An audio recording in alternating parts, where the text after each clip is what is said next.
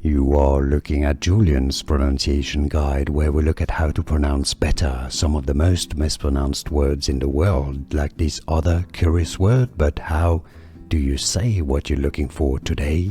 Let's learn how to pronounce this word. It's both a word and it's also a name. It's a name of a famous city in France on the Loire Valley. It also means towers.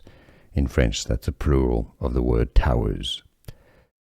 It means, so it's pronounced in French. The French pronunciation is as tour, tour. Okay, the S is silent. It's French. It's at the end, so it's silent. Tour. If you cannot pronounce French, you can say tour, tour. Yeah, just like a tour, really. Now you know.